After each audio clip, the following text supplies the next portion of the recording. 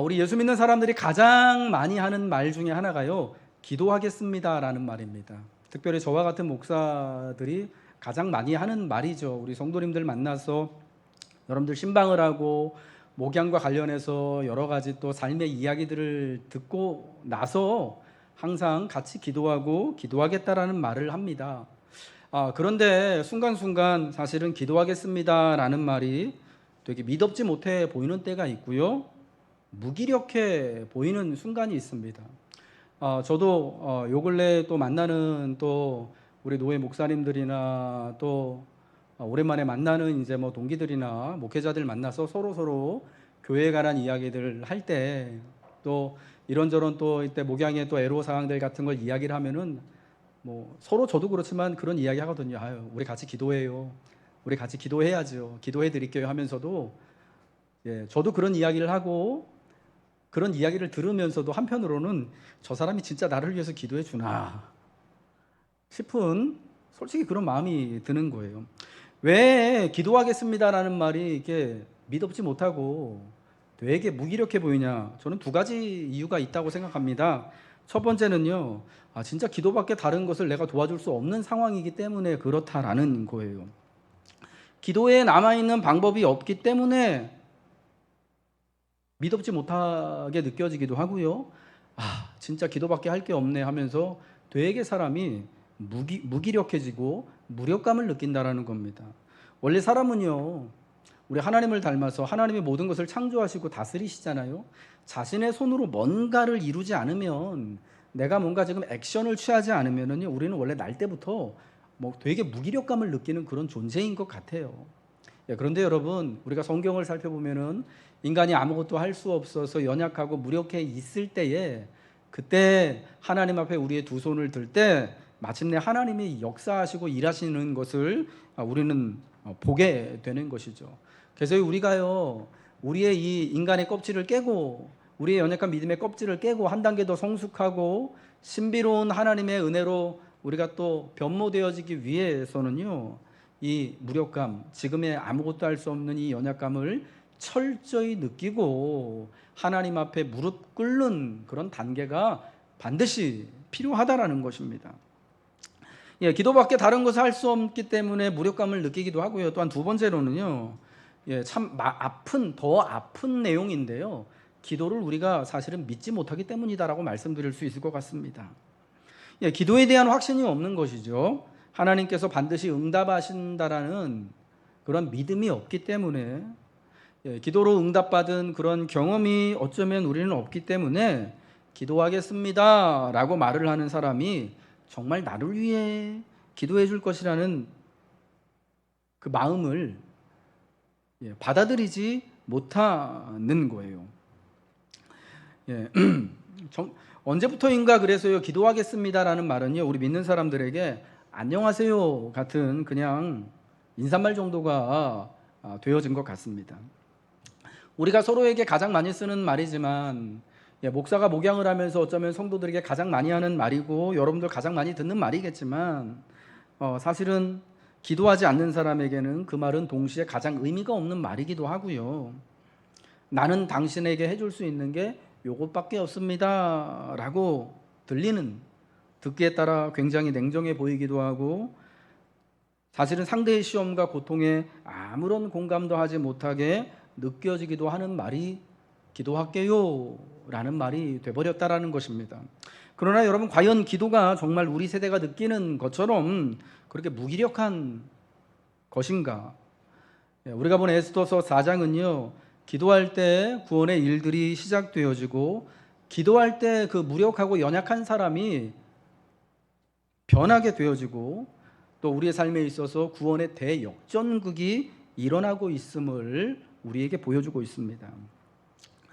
모르드게가 하만의 모든 계략을 다 알고 나서요, 그러니까 모르드게로 인하여서 원인이 되어서 하만이 모르드게뿐만 아니라 온 제국 안에 살고 있는 유다인들, 그 당시 페르시아 제국 안에 살고 있었던 유다인들이 약 200만 명이라고 이렇게 알려져 있는데요, 이 모든 사람들을 다 한날 한시에 죽이겠다, 합법적으로 말살하겠다라고 하는 법안이 온 세상에 이렇게 포고가 되어지고 온 도성, 그 수산 도성 안이 아주 혼란스러워졌을 때였습니다. 모르드게는 이 모든 사실들을 알고요, 하만의 악한 법령이 선포되어졌고 그게 자기 자신으로 인하여서 되어진 일이다라는 것을 알고 옷을 찢습니다. 그리고 굵은 배 옷을 입고 재를 뒤집어 쓰고 성중에 나가서 대궐문 앞에 무릎을 꿇고 대성통곡을 하게 되어지는 것입니다. 그가 자기의 옷을 찢고 상복으로 갈아입고 재를 뒤집어 쓰고 지금 무릎을 꿇고 앉아 있는 것은요, 우리 신앙의 전통 안에서 금식하며 하나님 앞에 간절히 기도하는 것으로 보여집니다. 그러면서 또한 동시에 그가 페르시아의 신하이고 왕의 궁인 대궐문 앞에서 항상 정치와 행정의 일을 하는 사람이었다라는 것을 우리가 생각한다면, 모르드게의 이러한 행동은 그저 단순한 기도가 아니라 그 시대 그 하만의 악한 법, 유대인 말살 법에 대한 그 정책에 대하여서 공개적으로 반대를 표하는 굉장히 정치적인 의미가 담겨져 있는, 오늘날로 말하면 시위의 성격이 아주 강했다라는 것입니다. 지금 모르드게가 앉아 있는, 모르드게가 자기의 옷을 찢고 상복으로 갈아입고 재를 뒤집어 쓰고 무릎을 꿇고 대성통곡하고 있는 이곳은요, 페르시아 제국 안에서요 가장 번화한 곳입니다. 그 나라의 모든 정치가 일어나는 곳입니다. 왕이 있는 곳이고요, 왕의 모든 대소신료들과 장군들이 늘 오고 가면서 거기서 나라의 정책과 법령과 모든 것들을 의논하는 정치가 일어나는 장소인 거예요. 여러분, 그러한 곳에서 상복을 입고 있다라는 것은 어떻게 보면은 왕에게 반대하는, 어쨌거나 그 법령을 왕이 만든 거 아니겠습니까? 왕이 도장을 찍어줬잖아요. 왕의 권위에 도전하는 것이고 마치 왕이 죽은 것처럼 표현하는 것이 되어질 수도 있어서 모르드게가 아달월 13일이 아니라 지금 당장이라도 왕의 시위대에 끌려가 가지고 죽을 수도 있는 매우 위험한 상황이었던 것이지요. 그래서 이유는 모르지만 모르드게가 그렇게 상복을 갈아입고 대궐문에 앞서서 대궐문에 앉아 대성통곡하고 있다는 소식을 들은 에스더가 너무 그가 걱정돼서 새 옷을 보내는 거 아닙니까? 제발 그 옷 좀 갈아입고 이 옷 의복을 좀 갖추라고. 여러분, 이 대성통곡하는 이유가요, 사실은 신실한 유대인으로서 모르드게는 하나님께 기도하는 의미가 있으면서 또한 동시에 지나가는 모든 사람들에게 자기의 입장을 표명하는 것입니다. 이제 하만이 왕을 대신하여서 2인자 총리가 된 이후에요, 페르시아 안에 정치가 사라졌습니다. 원래 여러 사람이 또 말을 하고 서로 주고받으면서 정치가 되어지고 나라의 통치가 되어져야 하는 땅에서 왕이요 하만이라고 하는 이상한 사람을 하나를 세워가지고 그 모든 소리들을요 다 없앤 거예요. 야, 잡소리 하지 말고 딴소리 하지 말고 얘가 하라는 대로 해, 이렇게 된 거예요. 여러분, 근데 그것이요, 그것 자체도 물론 나쁘지만은 옳은 정책을 하고 바르게, 설령 바르게 나라를 다스리고 경영하더라도 그거는 좋아 보이는 모습이 아니지 않습니까? 그런데 하만이라고 하는 사람이 총리가 되어져서 첫 번째로 크게 거국적으로 국가적으로 한다는 일 자체가 자기가 굉장히 불쾌하고 기분이 나쁘다고 하여서 모르드게뿐만 아니라 그가 속한 민족을 전체를 다 말살하겠다라고 하는, 이게 사실은 한 국가 안에서 나라가 사실은 있는 이유가 질서를 세우고 법령을 세우고 통치자들을 세우고 신하들을 세워서 그 국민들을, 그 땅을 살고 있는 사람들을 법으로 보호하려고 하는 건데 도리어 그 법으로 죽이려고 하는 말도 안 되는 상황이 벌어지고 있는 거 아닙니까? 여러분, 그래서 이 법이 지금 이 통치가 하만으로부터 일어나는 이 법과 이 통치가 부당하다라고 하는 것을요, 페르시아 전역에 특별히 신하들과 정치하는 사람들과 그 왕궁을 드나드는 모든 중요한 인물들에게 시위하며 이 부당함을 알리고 있는 거예요.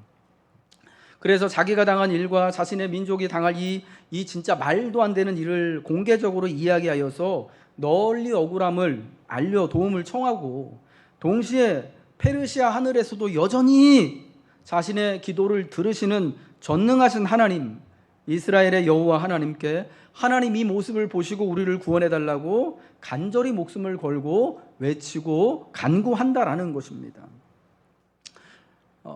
지금 이 모르드게의 그래서 이 모습은요, 두 가지 의미, 하나님께는 외침이며 또 기도하는 것이며, 또 이제 모르드게의 동료됐던 그 왕의 모든 신하들과 대소신료들에게는 주는 메시지가 뭡니까? 내가 이렇게 말도 안 되는 억울한 일을 하만으로 인하여서 당하고 있는데 지금 당신들이 나를 도와주지 않으면 당신들도 곧 이런 부당한 일을 분명히 당할 수도 있어. 이번에는 내 차례지만 다음은 당신 차례야 라고 하는 것을 보여주고 있는 것입니다. 여러분, 아무것도 하지 않으면 아무것도 달라지지 않는 것이죠. 여러분, 만일 이때 모르드게가 아무런 이야기도 이 부당한 법에 대하여서 저항하지 않고 이렇게 하나님 앞에도 자신의 억울함을 또 많은 사람들한테도 공개적으로 드러내지 않는다면요, 그냥 다 죽는 거예요. 아무런 일도 일어나지 않는 거예요. 비록 이게 말도 안 되는 법이지만 아무도 반대하지 않나 보다. 속으로는 이 정말 미친 짓이다라고 생각하는 사람들이 있을지는 모르더라도 겉으로는 그냥 하만의 권세가 두렵고 무서워서 그냥 벌벌 기면서 따라가게 되겠죠. 여러분, 그렇다 보면은 사실은 아무런 일도 나타나지 않게 되어지는 것입니다. 우리가 창세기에 보면은 아브라함이 자신의 조카 롯을 위해서, 그리고 이제 멸망당할 소돔과 고모라를 위하여서 중보하며 기도하는 장면이 나옵니다. 여러분, 아브라함이 조카 롯만을 구출해내기 위하여서 하나님과 하나님의 천사들에게 중보한 게 아니에요. 하나님, 만약 그 땅에서 의인 50명을 발견하신다면 여러분, 그래도 소돔과 고모라를 멸망하시겠습니까?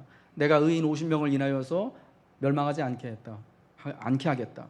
만약 45명을 발견하신다면요, 40명을 발견하신다면요, 30명을 발견하시면요, 20명을 발견하시면요, 그래야지 여러분 참 10명까지 떨어지지 않습니까? 하나님, 정말 죄송합니다.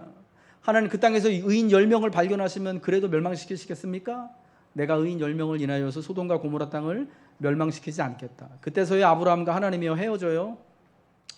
여러분, 그 50명에서 10명까지 떨어지는 그 과정을 통해서요, 아브라함이 하나님 앞에 롯을 위해서뿐만 아니라 그 악한 사람들, 소돔과 고모라 땅에 그 살고 있는 그 모든 사람들과 그 땅에 있는 모든 것들과 가축들과 그 땅에 있는 모든 생태계를 위하여서 사실은 하나님 앞에 기도한 거예요. 오랜 시간 동안 간절히 구원을 위하여서 하나님 불쌍히 여겨주실 것을 목숨을 걸고 그때도 아브라함이 하나님께 아뢰는 거지요. 여러분, 누구라서 감히 하나님 앞에 그렇게 만유의 왕 앞에 그렇게 간구할 수가 있겠습니까? 사실은 그 일이 아브라함과는 전혀 관련이 없는 일일 수도 있어요. 하나님, 쟤네들은 죽어서 마땅한 사람들이니까 우리 조카 롯만 좀, 롯하고 롯의 가족들만 살려주세요 할 수 있어요. 그런데 하나님의 사람은요, 하나님 앞에 그렇게 중보하고 그렇게 간청하는 게 아닙니다. 비록 저 소돔과 고모라 땅에 살고 있는 사람들이 되게 나쁘고 나쁜 사람들이라고, 질이 안 좋다라고 온 그 가나안 땅에 다 소문이 났다고 하더라도 하나님 그들 긍휼히 여겨달라고 해야 하는 것이 구원을 위해서 간구해야 하는 우리들, 믿는 사람들의 모습이어야 한다라는 것입니다. 우리 사랑하는 성도 여러분, 그래서 오늘날 우리가 배워야 하는, 오늘 이 본문을 통해서 우리가 중요하게 배워야 하는 첫 번째 교훈 한 가지는 뭐냐? 여러분 다 구원을 위하여서 기도하시지요. 여러분의 구원을 위하여서 기도하십니까? 이미 구원은 따놓은 당상입니까? 나는 이제 뭐 그 지옥 갈 걱정 전혀 염려 없습니까? 구원을 위해서 여러분 기도하세요. 하나님이 언제나 나를 인도하여 주시고 구원하여 주시기를 성도는 기도해야 돼요. 근데 여러분, 그 구원의 기도가요, 하나님 그저 나만 좀 살려주세요 하는 게 되어서는 안 되고요. 우리 가족 당연히 마땅히 구원을 위하여 기도해야겠지만 아브라함이 소돔과 고모라를 위해서 기도하였던 것처럼, 또 오늘 본문의 모르드게가 자기의 목숨뿐만 아니라 자기 유대 민족 전체를 위하여서 그 부당함을 알리고 하나님 앞에 간절히 기도했던 것처럼 우리는요, 우리 이웃의 구원을 위하여서, 우리 시대의 구원을 위하여서 하나님이 우리를 돌보아 주시기를 위하여서 간절히 기도해야 하는 것입니다. 여러분, 이것이 믿는 우리들의 마땅한 기도의 모습이고 우리의 책임임을 기억하시길 바랍니다. 이제 모르드게의 운명은요, 모든 유다인들의 운명과 같습니다. 그래서 사실은 구원을 위하여서 간절히 기도해야 하는 거예요. 우리가 지난달에 살펴봤던 말씀 고린도전서 12장 26절과 27절의 말씀을 함께 한 번 더 보겠습니다. 읽겠습니다. 시작. 만일 한 지체가 고통을 받으면 모든 지체가 함께 고통을 받고 한 지체가 영광을 얻으면 모든 지체가 함께 즐거워하느니라. 너희는 그리스도의 몸이요 지체의 각 부분이라. 아멘. 만일 한 지체가 고통을 받으면 모든 지체가 함께 고통을 받고 한 지체가 영광을 얻으면 모든 지체가 함께 즐거워합니다. 왜? 우리 모두가 그리스도의 몸, 한 몸을 이루고 있는 그 몸의 각각의 지체이기 때문이다라는 것이죠. 정말 죄송한 말씀을 조금 드려야 할 것 같은데요. 저도 이제 좀 나이가 들어 죄송합니다. 그러니까 노안이 조금씩 오더라고요. 저는 책을 되게 많이 보는 편이거든요. 성경도 보고 뭐 당연히 하나님 말씀도 보고 또 여러 가지 또 필요한 책들, 저는 소설책 읽는 것도 되게 좋아하거든요.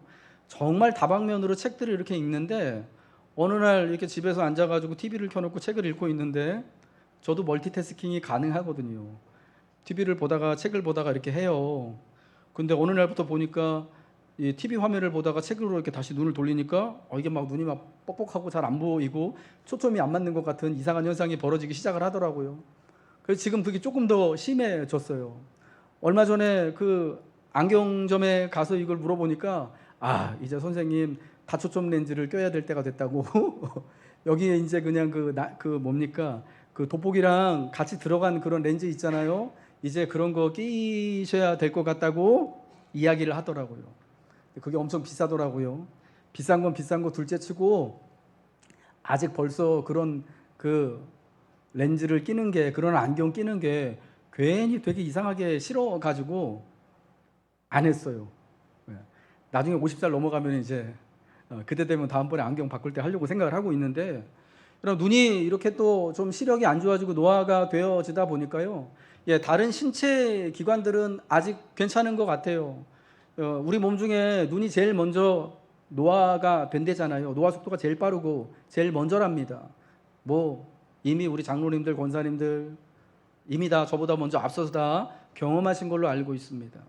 근데 여러분 눈이 노화가 되어지니까 신체의 다른 부분들은 여전히 젊은 것 같은데 여러분 그 영향을 받아서 살아가는데 다 제한을 받지 않습니까?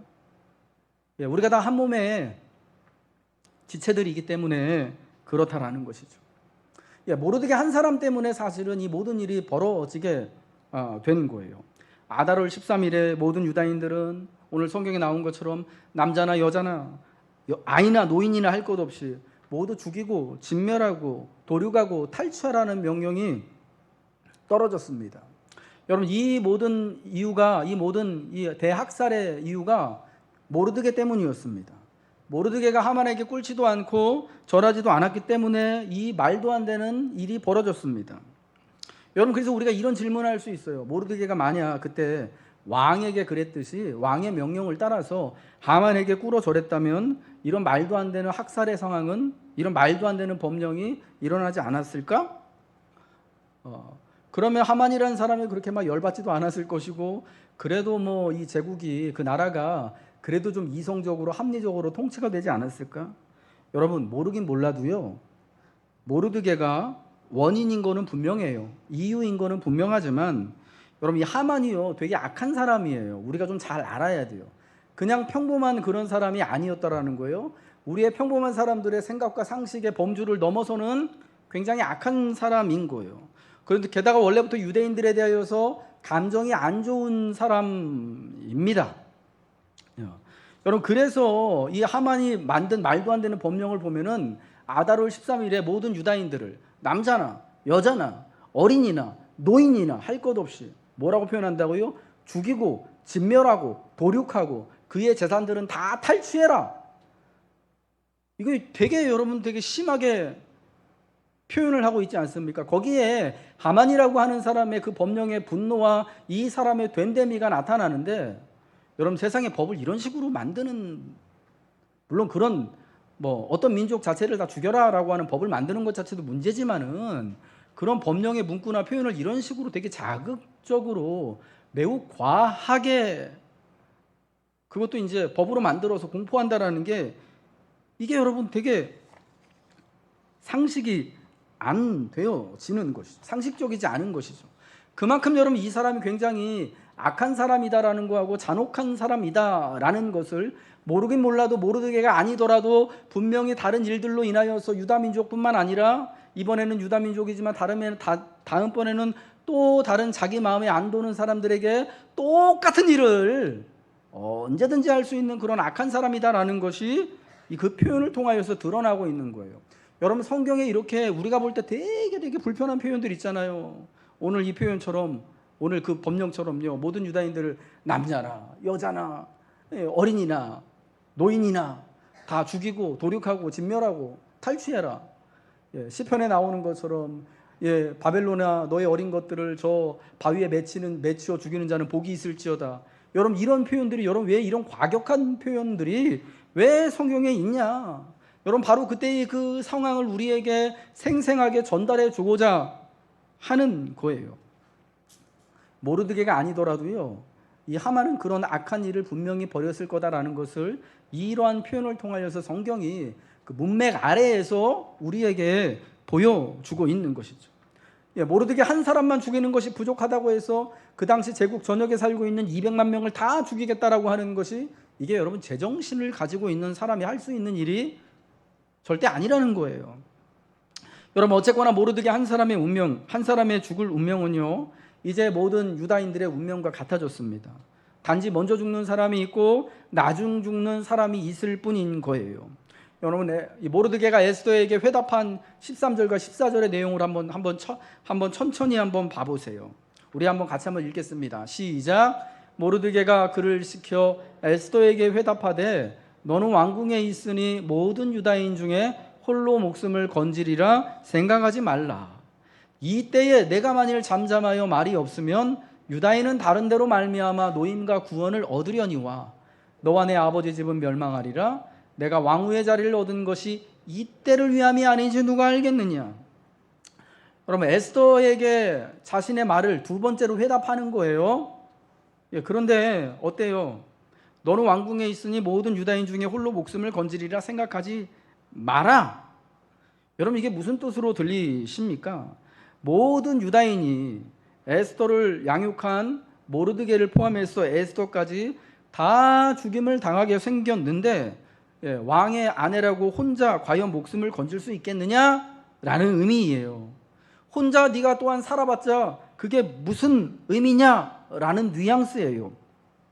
오히려 이때 만일 잠잠하여 말이 없으면 유다인은 다른 데로 말미암아 하나님께서 너 아닌 다른 사람이나 혹은 다른 역사를 통하여서 우리를 구원하실 것이다. 그러나 너와 내 아버지 집은 멸망할 것이다. 내가 왕후의 자리를 얻은 것이 이때를 위함이 아닌지 누가 알겠느냐? 라고 말하는 거예요. 여러분 이때에 모르드게와 모든 유다인들이요 왕궁에 있는 에스더를 포함하여서 저 제국 저 끄트머리 아프리카에 살고 있는 유다인들 멀리 법령에 닿지 않는 늦게 가는 곳에 사는 사람들이 있다고 한번 상정해 보세요. 여러분 그 모든 사람들을 다 포함하여 모든 유다인들은요 이거 나하고 관계없는 일이야? 라고 할 수 없다라는 거예요.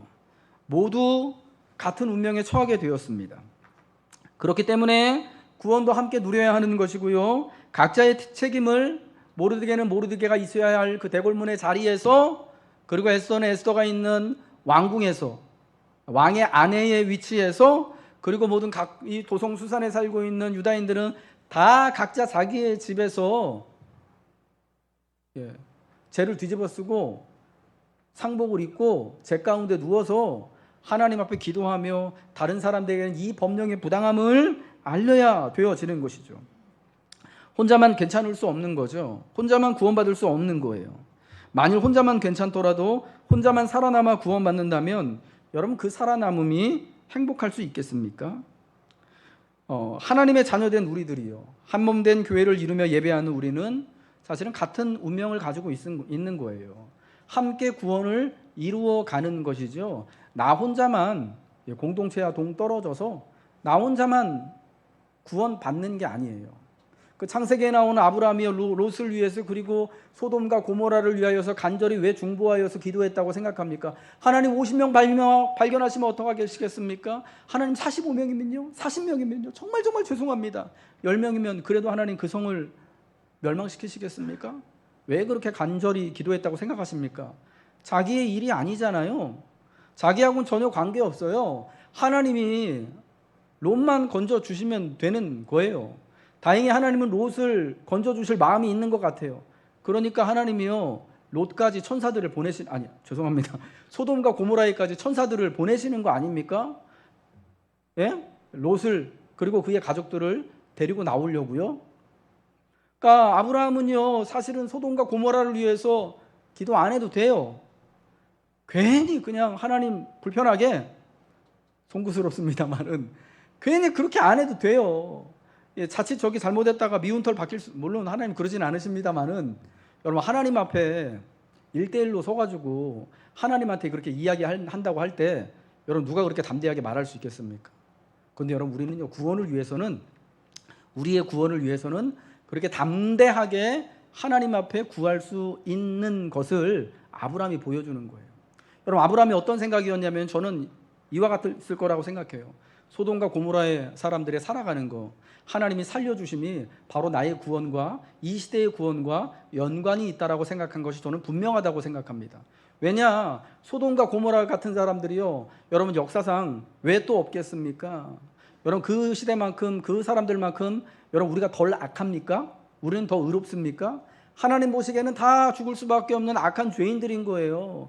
여러분 소돔과 고모라에서 일어났던 일들이 오늘 이 시대에는 왜 안 일어납니까? 아브라함이 살던 여러분 그 장막 근처에는, 가나안의 여기저기 땅에서는 그런 일들이 왜 없습니까? 그러면은 소돔과 고모라에 떨어지는 그 심판의 불비, 유황의 불비가 다른 어떤 곳에 떨어져도 이상하지 않은 거잖아요. 여러분 그래서 간구하는 거예요, 하나님 앞에요. 그 사람들의 구원과 나의 구원이 연관이 되어져 있는 거예요. 그래서 구하는 거예요. 물론 안타깝게도 소돔과 고모라는 멸망을 당하여서 심판의 상징이 되었지만, 여러분 그러나 아브라함은요, 그들의 구원이 이 시대 그 시대의 모든 사람들의 구원과 분명히 관련이 있는 것으로 알고, 특별히 자기하고도 관련이 있는 것으로 알고 하나님 앞에 간절히 기도하면서 중보자의 역할, 기도자의 역할을 충성스럽게 감당했던 거예요. 여러분 오늘 우리 신앙생활에서요, 정말 가장 경계해야 할 것이 있는데, 그게 뭐냐면요, 뭐 돈도 우리가 경계해야겠지만요, 개인주의 영성, 신앙의 개인주의, 신앙의 파편화, 이거 정말 경계해야 되는 거예요. 그냥 나는 혼자서도 예배 잘 드릴 수 있고, 나는 혼자서도 살아가는데 참 편하고, 이렇게 저렇게 교회에서 오랜 세월 동안 이렇게 경험해 보니까 우리 부모님도 그렇고 나도 그렇고 참 교회 가면 괜히 불편한 것만 많고, 이거 하라 저거 하라 잔소리하는 사람들 많고, 교회 갔더니 시아버지도 많고 시엄마도 많고, 에이 안 가 씨. 혼자 나는 스타벅스 가서 나는 말씀 보고 나는 혼자만의 영성에 취해 있는, 되게 많거든요. 여러분 물론 거기에 우리 잘못이 없다고는 제가 부인할 수 없겠습니까? 없겠어요. 저 같은 목사들이 교인들을 너무 갈고가지고 죄송합니다. 교회 나오기 싫었는지 모르겠지만, 여러분 지금 이 시대가 사실은 그런 시대 아닙니까? 코로나 이후 그런 개인주의적인 영성이 훨씬 더 강해지지 않았습니까? 교회 나오는 거는 거절하지만 예수님은 좋아하는 사람들 되게 많거든요.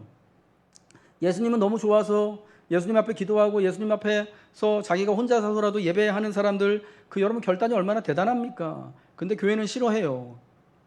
근데 여러분 분명히 우리가 알아야 되는 것은요, 구원은요, 우리가 하나님 앞에서 은혜를 누리고 살아가는 것은요, 같이 살아가는 거예요. 내 옆에 있는 사람이 구원받음으로 인하여서 나의 구원이 풍성하여지는 것이에요. 내 옆에 있는 사람이 하나님의 위로와 긍휼과 자비하심을 풍성히 누림으로 인하여서 나도 역시 하나님의 긍휼 가운데 함께 거하는 것이 구원이다라는 거예요. 나는 아니면 괜찮아, 나는 저거하고 전혀 관계없어 라고 하는 태도를 우리는 경계해야 되고요, 믿음으로 우리는 반대하고 거절해야 하는 것입니다. 모르드게의 운명과 에스더의 운명이 같고, 모르드게와 에스더와 같이 그 땅을 살아갔던, 그 시대를 살아갔던 모든 유다인들의 운명이 같은 것이에요. 모르드게는요 이러한 사실을 계속해서 보여주고자 하는 거예요. 에스더에게 말해주는 것이고, 왕궁을 드나드는 모든 사람들에게 말해주는 것이고, 특별히 같은 민족 되었던 유다인들에게 말해주는 거예요. 그래서 우리가 함께 구원을 위하여서 하나님을 경배하고 간절한 마음으로 기도할 것을 지금 결단하자고 촉구하는 것임을 믿으시기 바랍니다. 우리 사랑하는 성도 여러분, 그러므로 오늘 우리가 정말 중요하게 깨달아야 하는 것은 뭐냐? 여러분, 구원이 나 혼자만의 문제가 절대 아니라는 거예요. 우리가 같이 구원받아야 되는 것입니다. 우리가 같이 하나님의 위로와 은혜를 교회로서 함께 누려야 한다는 것을 기억하시고, 나의 구원함이, 하나님이 나를 구원함이, 하나님이 나를 붙들어 주심이 바로 주님이 십자가를 말미암아서 세우신 이 교회를 통하여서, 우리 교우들을 통하여서 우리에게 주어짐을 기억하며 주님의 한 몸된 교회가 되어져서 모이고 예배하고 함께 살아가고 함께 격려하고 함께 위해서 기도해 주시기를 주님의 이름으로 축복합니다. 여러분, 그 다음으로 에스더가 결단하는 장면도 너무너무나 인상적이고 중요합니다. 처음에 에스더는요 이 일이 어떻게 되어진 것인지 상황을 전혀 알지 못합니다. 하만의 악한 법령이 모든 곳에 반포되고, 그래서 도성수산이 막 어지럽다라는 것으로 3장이 끝나지 않았습니까? 모든 사람들이 유다인을 진멸하는 명령을 다 알고 있지만 그 중에 딱 한 사람만, 그 나라에서 딱 한 사람만, 그 수산성에서 딱 한 사람만 몰라요. 누구요? 에스더만 몰라요. 모르드게가 대궐문 앞에 베옷을 입고 대성 통곡하고 있다는 사실을 듣고 왜 저러고 있는지 몰라서 사람을 보내잖아요. 옷 빨리 갈아입으세요, 아저씨. 왜 그러고 있어요? 모르드게를 통해서 그제서야 무슨 일이 벌어졌는지를 알게 되고 위기를 자각하는 거예요. 모르드게가 모든 사정을 고한 다음에 에스더에게 청하지 않습니까? 당신 지금 왕후니까 빨리 가서 왕에게 가서 우리 민족을 위해서 간절히 구하십시오. 위기가 왔습니다. 에스더가 어떻게 합니까? 처음엔 거절을 해요. 내가 왕에게 부름받지 않고 나아간 지가 벌써 30일이 됐다. 내가 왕이 부르지도 않았는데 가면 나 죽을 수도 있다. 여러분, 이 말은 나 못해요 라는 거잖아요. 실질적으로 에스더는요 이 모든 상황을 사실은 그 당시에는 바꿀 만한 힘과 권세가 없습니다. 왕비이지만은, 왕이 자기 남편이지만은 그렇게 가깝지가 않아요. 세상에 여러분 어떤 부부관계가 남편이 불러야만 갈 수 있고 안 부르는데 자기 멋대로 갔다가는 죽을 수도 있는 여러분 그런 관계가 어디 있어요.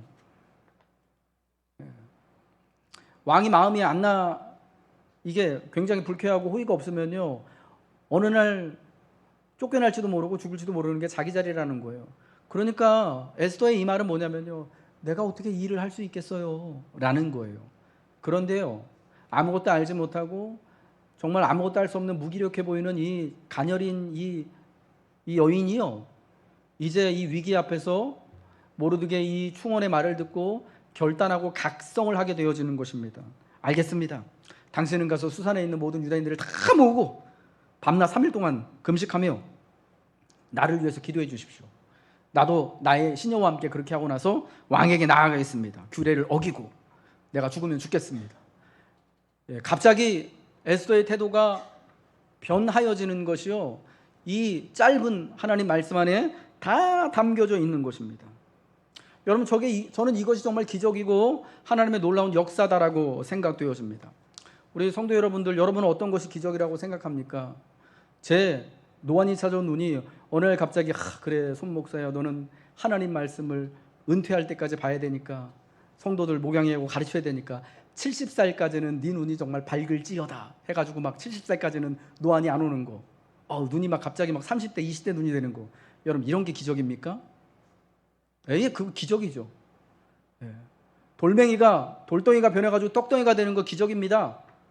물이 변하여 포도주가 되는 거 기적이죠. 맹인의 눈이 떠지는 게 기적입니다. 근데 여러분, 우리는 그것만을 기적으로 보는데요, 아니에요. 물리적인 것이 또 다른 물리적인 형태로 변하는 것만이 기적이 아니라요, 사람이 변하는 게요, 내면이 변하는 게 진짜 기적이다라는 거예요. 그런 의미에서요, 이 위기 앞에서 기도하기로 결단할 때 하나님이 에스더라고 하는 이 가녀린 여인, 아무것도 알지 못하고 아무것도 할 수 없는, 능력이 없는 이 여인을 하나님의 용사로, 믿음의 사람으로 이렇게 확 바꿔주시는 놀라운 기적이 지금 일어나는 거예요. 위기 앞에 각성하는 이 에스더의 모습을 보면서 하나님이 보이지 않는 세상에서 살아가는 힘없는 하나님의 백성들이 점차로 구원을 소망하며 마침내 큰 승리의 영광을 누리도록 담대하고 단단한 하나님의 딸이 되고 아들이 되도록 우리를 변화시켜 주시는 것, 내 내면을 바꿔주시는 것. 여러분, 환경은 바뀌는 게 하나도 없지만 하나님이 내 마음을 바꿔주시고 내 내면을 단단하게 해주시는 여러분이 놀라운 기적이 일어나게 되는 거예요. 여러분, 구원의 이야기는요, 그저 하나님이 나를 건져내셨다는 사건이 아니라 하나님의 아들과 딸들이 세상의 반대와 불의 앞에서 점차로 하나님의 뜻을 이루는 용사로 믿음의 사람으로 변모되는 과정임을 믿으시기 바랍니다. 여러분, 에스더가 그렇게 변화되어지는 것이 놀라운 기적이었다라는 거고, 여러분이 놀라운 기적의 역사가 에스더가 모르드게와 더불어서 기도로 결단하고자 할 때에 나타나게 되었다라는 것이죠. 여러분, 이 마음을, 이 결단을, 이 믿음을 움직이시는 분이 누구이시겠습니까? 페르시아 안에서는 도저히 눈 씻고 찾아봐도 볼 수 없는 그 보이지 않으시는 하나님께서 역사의 무대 뒤편에서 모르드게를 통해서 에스더를 변화시키시는 것입니다. 그 역사의 뒤편에서 보이지 않는 하나님께서 이제 에스더를 통하여서 그 많은 하나님의 자녀들을 건져내시고, 그로 인하여서 페르시아 안에 살고 있는 모든 사람들에게 바로 이스라엘의 하나님이 유일한 하나님, 구원하시는 하나님이시다라는 것을 분명히 선포하시는 것이지요. 우리 하나님이 사랑하는 우리 녹원교회 교우 여러분들, 그러므로 기도로 결단할 때 하나님이 여러분의 내면을 변화시켜 주시는 기적을 이루어 주시기를 축복합니다. 나의 내면이 변화하고 내 마음이 변화되어지는 진짜 하나님이 허락하시는 기적이 일어나서, 그래야 마침내 내가 구원을 이루고 나 혼자만의 구원이 아니라 우리 모든 기도하는 자들이 함께 구원을 이루며 거룩하신 하나님께서 허락하시는 영광의 순간, 승리의 순간을 우리가 다 함께 맛보아야 될 줄로 믿습니다. 이제 저는 시편 40편 1절부터 3절의 말씀을 여러분에게 들려드리며 오늘의 말씀을 마치도록 하겠습니다. 시편 40편 1절부터 3절의 말씀입니다. 내가 여호와를 기다리고 기다렸더니 귀를 기울이사 나의 부르짖음을 들으셨도다. 나를 기가 막힌 웅덩이와 수렁에서 끌어올리시고 내 발을 반석 위에 두사 내 걸음을 견고하게 하셨도다. 새 노래 곧 우리 하나님께 올릴 찬송을 내 입에 두셨으니 많은 사람이 보고 두려워하여 여호와를 의지하리로다. 아멘. 여호와를 기다리고 기다릴 때, 여호와로 인하여서 결단하며 기도할 때 하나님이 우리에게 놀라운 구원과 승리를 허락하여 주실 것입니다.